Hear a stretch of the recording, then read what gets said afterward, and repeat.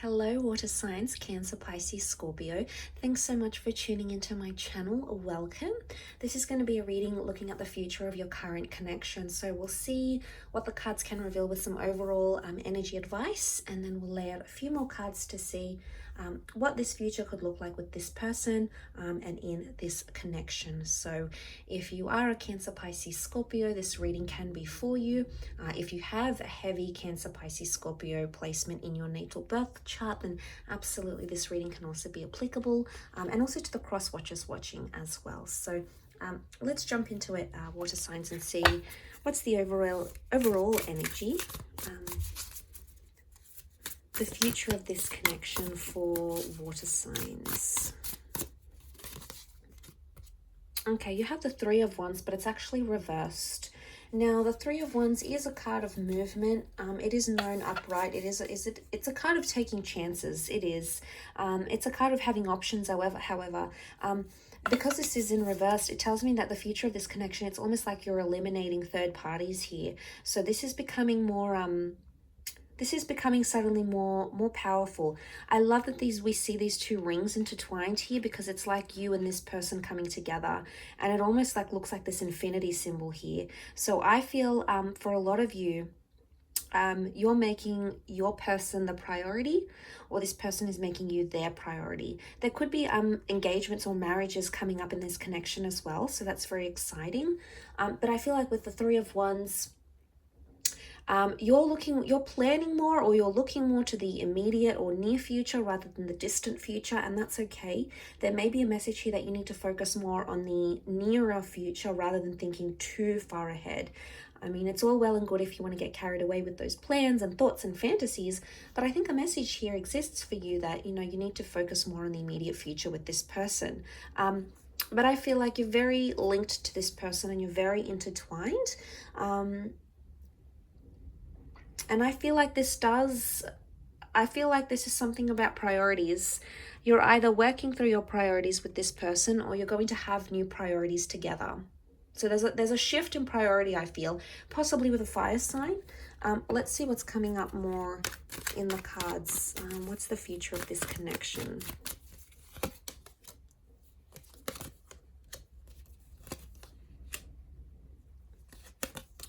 Okay, there is a lot of movement with the Six of Swords, and you do have that Ace of Cups, which is fantastic. I really feel like you're in for a new chapter. Now, the Ace of Cups can rule traditional marriages, engagements, coming together, moving in, any sort of milestone around love. So it can be a message here that God, fate, the universe sort of is backing this connection. And I also feel like it's going to be something you want to do, Cancer sign, Cancer, Pisces, Scorpio. Why? Because you have the Ace of Cups, okay? And this really indicates that this is the water sign, which is you, that wants to make these things happen, okay? It's going to be your doing, your initiative. You're sort of going to invite it into your life. But I feel like a lot of you might be eliminating other options. And suddenly this connection is like, wow, it's really being cemented cemented for you. The Queen of Cups, okay, there's a lot of love, someone falling very deeply for you, you falling for them. It could also be a mutual love that's taking place. The future of this connection, there's real love with pure feelings and pure intentions. I feel with the Empress, there can be news of fertility or children here, because it's also come up in the cards. That may be something you may share with this person eventually. But the Six of Swords, okay, we see the boat. The boat is protection. So I'm getting a sense that you're going to be more protective over each other. Okay, the future of this connection, you're much more protective, and you're sort of like this close-knit family unit. So I feel that's very favorable for you, water signs, because you can be quite, you can require a certain level of emotion, and you're such a giver. You give so much love and so much affection, and this is what your person really loves about you. But I feel like there's more protection coming in. But I also feel like you're going to be moving a lot. So I'm getting the sense that some sacrifices will be made towards this connection. And these sacrifices can include moving, relocating, changing your social media habits, changing your hobbies, changing your lifestyle for this relationship. I don't get a vibe that you're completely compromising everything and it's just all for this person. I get that it's a healthy balance of eliminating some things that may cause trouble in this relationship.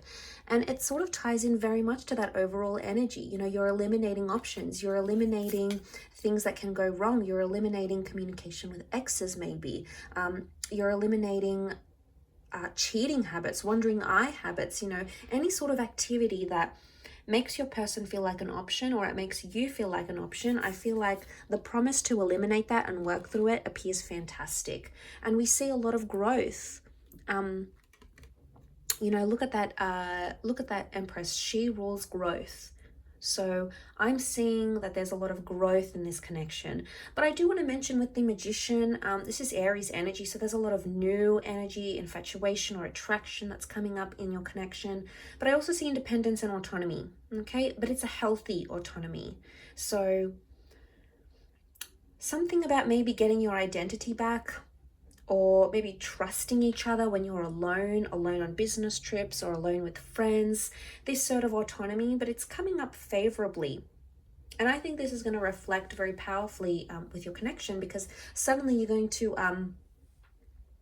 to trust each other more and value that trust much more than you perhaps previously did. Now, the Magician can sometimes be seen as the manipulator as well, though. So there can be some minor manipulations that take place in this relationship, either from your side or from theirs. Is it something you can work through? Absolutely. You can move forward. You can move away from those murky waters into something more calm.